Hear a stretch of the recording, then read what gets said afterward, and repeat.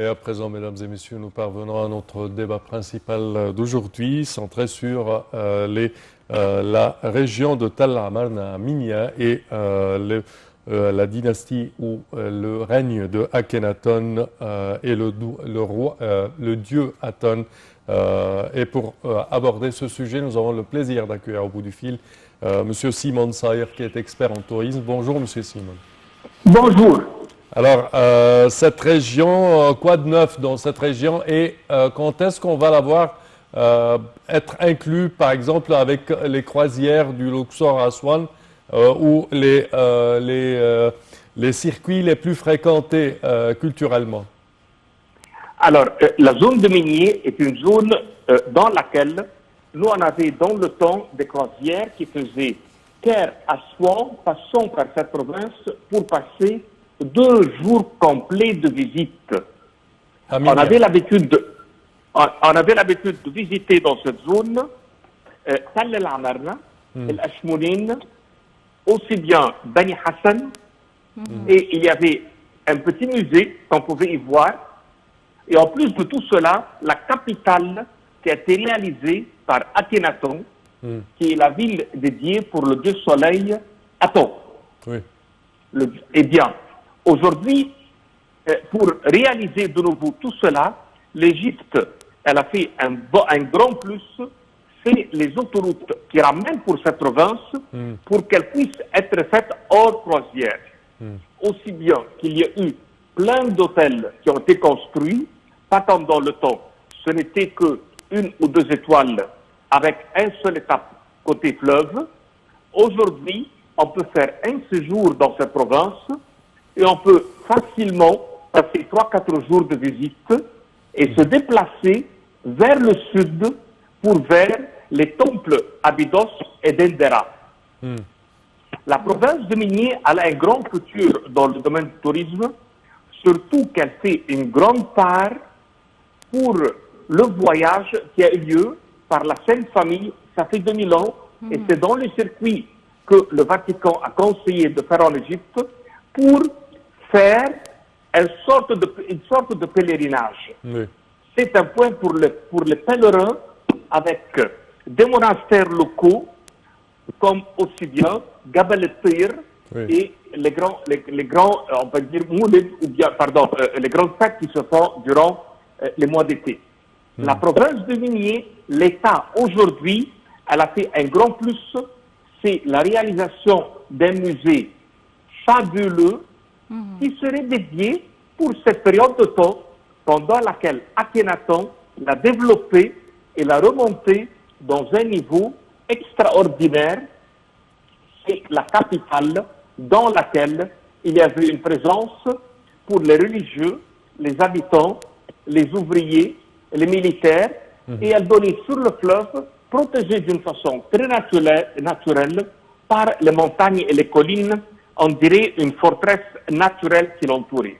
Le futur de cette province serait dans quelques années, et non pas d'une façon immédiate, vu que les croisières aujourd'hui sont en train de reprendre et elles ne sont pas encore à leur capacité totale, et il y a encore beaucoup de préparation pour les embarcadères dans cette ville.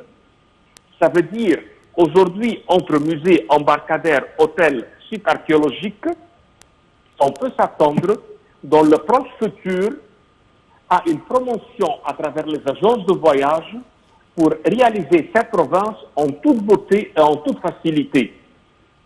Il y a une chose qui manque encore à réaliser, dont j'espère qu'elle serait dans la pensée, c'est la zone entre Caire et Minier, car avec les bateaux de croisière, ça prend 2 jours de voyage sans aucune visite.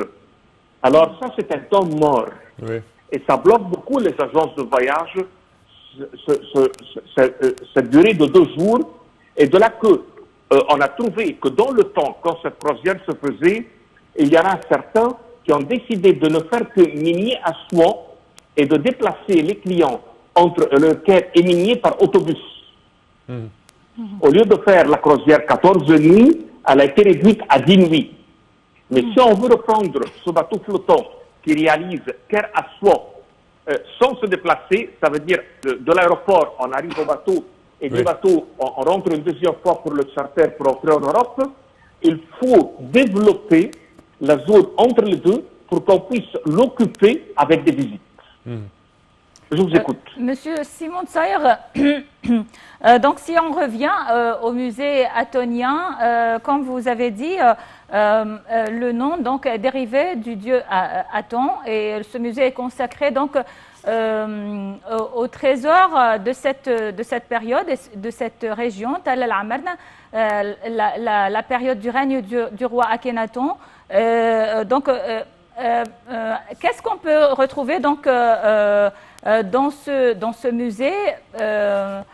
On sait que la plupart des pièces de cette période de Tal al-Amarna, la plupart des pièces se trouvent dans plusieurs musées à travers le monde. Alors, qu'est-ce qu'il y aura donc dans ce musée, les pièces les plus donc, distinguées? Alors, en premier, c'est le disque solaire qui envoie ses rayons vers le dieu soleil, vers le peuple. Ce sont des rayons du soleil qui finissent par des clés de vie et des cannes à tête de gazelle pour montrer au monde entier que le dieu soleil, il nous envoie la vie et la prospérité aussi bien que le pouvoir sur terre. On repère cette scène sur toutes les stèles et sur tous les murs de prière. Et ça va être la scène principale de ce musée pour montrer cette foi qui a eu lieu, qui montre le monothéisme égyptien qui s'est développé et qui a préparé le peuple pour les religions abrahamiques. En ce moment, on retrouve aussi bien Akhenaton pour la première fois avec une présentation qui représente une exagération dans les défauts de la personne et non plus comme avant la perfection du corps. Quand on repère toutes nos histoires avec le naturel et Ramsès II avec le perfectionnisme, ça veut dire un corps musclé, détaillé, avec tous les nerfs et tous les muscles et toute la force humaine. Toute nos histoires, il a montré un corps naturel ordinaire, non musclé, mais un esprit et une pensée excessivement intelligente et un pouvoir absolu sur le monde entier. Aujourd'hui, Akhenaton fait encore une phase de plus, une étape qui montre qu'on fait une exagération dans les défauts et malgré cela, on est au sommet, au top, car c'est la foi, la religion et non plus l'être humain. Il a montré l'être humain malgré tous ses défauts, mais en même temps avec ses relations avec le divin. C'est vrai que pendant cette période, l'art était différent, bien sûr.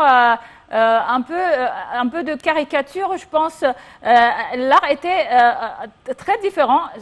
Les statues ne montrent pas, donc n'étaient pas perfectionnées comme les statues de Ramsès II, par exemple. Alors là, je suis ébloui par votre réponse. Quand vous aviez bien dit caricature, car en Europe, ils ont repris ces scènes pour des caricatures qui sont devenues très célèbres, bien vendues, bien aimées, et elles animent tous les enfants dans les écoles.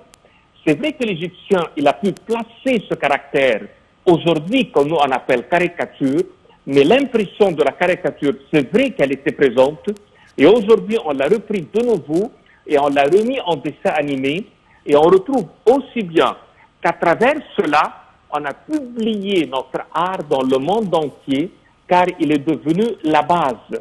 On a en Égypte, à travers l'art égyptien, aussi bien, non pas seulement les caricatures, mais aussi bien qu'on a présenté l'image humaine dans nos temples, et on a pu présenter en même temps le symbolisme. Ils ont pu le déplacer pour que les gens qui n'arrivent pas à lire et à écrire, mais il arrive à travers la scène d'avoir l'impression et le savoir. La religion, la foi, le texte, les hymnes et les prières sont transférés en ce moment avec ces dessins pour l'être humain. Et fabuleusement, ils ont pu les placer sur leur mur. Et aujourd'hui, on va les revoir une deuxième fois.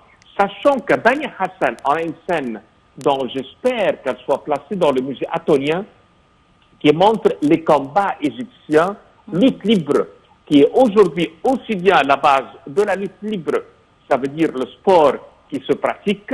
Les Égyptiens avaient cela avec des principes et avec un art placé sur les murs, et aujourd'hui, on l'a repris et souhaitons qu'on le montre pour le monde entier comment on avait cette initiative et qu'on avait ce savoir. Oui, Monsieur Simon Serra, est-ce que vous avez une idée donc sur la date de l'inauguration de ce musée? Est-ce que ça sera prochainement ou parce que ça a été retardé plusieurs fois? Ça a été retardé parce qu'il y avait beaucoup de problèmes dans ce sujet, mais l'Égypte, elle a réussi à résoudre pas mal, comme par exemple la surface du terrain, qu'ils ont voulu vraiment qu'elle soit très convenable pour accueillir un bon nombre de touristes, pour avoir une place pour regarder les bus touristiques, pour qu'il y ait un accès libre avec un jardin, pour qu'il y ait une vue panoramique, pour modifier l'ensemble, qu'il soit à l'échelle internationale un point d'attraction, aussi bien pour que l'intérieur soit dans un ordre qui soit très attirant avec l'éclairage de grand niveau. Oui. Alors toutes ces modifications, pour qu'ils soient faits pour une fois parfaitement bien faits, ça a repris, mais nous on souhaite que cette année, que les travaux soient finis et que l'année prochaine, qu'elle soit accessible pour des groupes, car avec un musée pareil et avec le projet qui a eu lieu pour le port et les hôtels qui sont déjà construits aujourd'hui, on s'attend que les agences de voyage ils vont être très encouragés à le remettre dans leur programme, surtout que nous, on planifie énormément pour un deuxième et un troisième retour des mêmes touristes qui sont, on peut dire, admirateurs ou des gens qui adorent le pays. Monsieur Simon, malheureusement, notre temps arrive à bout. Je tiens à vous remercier énormément pour vos explications. Merci à vous. Je répète que vous êtes guide touristique et expert en tourisme. Merci à vous. Chers téléspectateurs, malheureusement, notre temps arrive à bout au terme de cette édition. Je tiens à vous remercier d'avoir été des nôtres. Je tiens également à remercier ma collègue Elham. Merci Samir, merci pour votre attention et passez une excellente journée sur NATV International.